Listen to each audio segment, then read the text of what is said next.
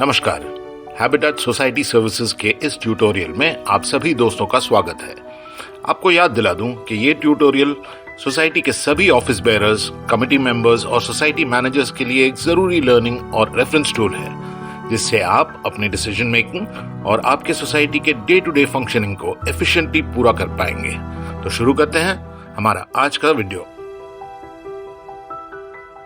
इस वीडियो में हम देखेंगे clause 8 responsibilities and liabilities of members part 1। इस पार्ट में हम कवर करेंगे A maintenance of flats by members, flats to be maintained. तो पहले समझते हैं बायलॉ नंबर 44। हर मेंबर को अपने फ्लैट या यूनिट को अच्छी तरह मेंटेन रखना होगा। बायलॉ नंबर 45 ए, कोई भी मेंबर बिना कमेटी के परमिशन के अपने फ्लैट में कोई एडिशंस या ऑल्टरेशंस नहीं कर सकता। बी, जो मेंबर अपने फ्लैट में कोई एडिशन या ऑल्टरेशन करना चाहता है उसे सेक्रेटरी को एक एप्लीकेशन देनी होगी जिसमें सारी जरूरी डिटेल्स दी गई हों। आगे इस एप्लीकेशन पर जो भी एक्शन लेना होगा वो सेक्रेटरी और सोसाइटी की कमेटी द्वारा बायलॉ नंबर 65 के तहत किया जाएगा। सी, कोई भी स्ट्रक्चरल चेंजेस करने से पहले कंसर्न्ड कॉम्पिटेंट अथॉरिटी की परमिशन लेनी होगी। बायलॉ नंबर 46 ए, अपने ड्यूटीज को पूरा करने के लिए हर मेंबर को सेक्रेटरी और एक और कमेटी मेंबर को अपने फ्लैट में इंस्पेक्शन के लिए एंट्री देनी होगी।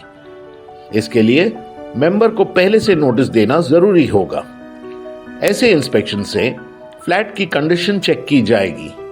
बाद में सेक्रेटरी कमेटी को रिपोर्ट करेंगे जिसमें यह बताया जाएगा कि कौन से रिपेयर्स सोसाइटी की जिम्मेदारी में आते हैं और कौन से मेंबर की जिम्मेदारी में होंगे।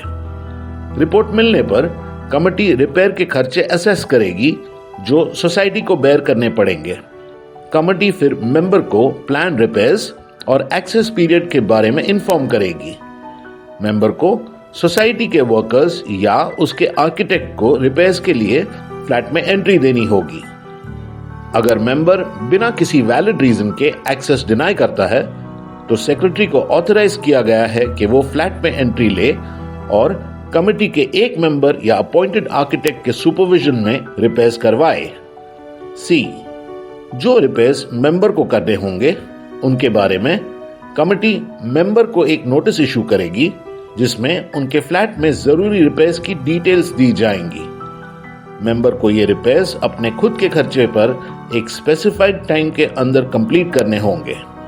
अगर मेंबर ये काम नहीं करते तो सेक्रेटरी या एक अपॉइंटेड आर्किटेक्ट मेंबर को नोटिफाई करने के बाद फ्लैट में एंटर करके ये रिपेयर्स करवा सकते हैं। इन रिपेयर्स का खर्चा मेंबर से रिकवर किया जाएगा। बायलॉ नंबर 47, कोई भी मेंबर बिना कमेटी के परमिशन के ऐसे गुड्स स्टोर नहीं कर सकते जो कंबस्टेबल या हैजर्डस हों या जिन्हें स्पेशल परमिट्स की जरूरत हो।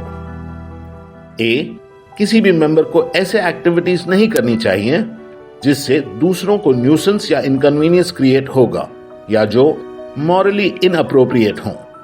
बी, कमेटी अपने खुद के डिसीजन से या दूसरे मेंबर्स की कंप्लेंट्स के बेसिस पर ऐसे बिहेवियर को रोकने के लिए एक्शन ले सकती है। तो आज के लिए बस इतना ही। अगले सेक्शन में हम आपको बताएंगे clause 8 responsibilities and liabilities of members part 2, जिसमें हम कवर करेंगे B expulsion of a member and C cessation of membership. फिर मिलेंगे अगले सेक्शन में। हैबिटेट सोसाइटी सर्विसेज से जुड़ने के लिए धन्यवाद।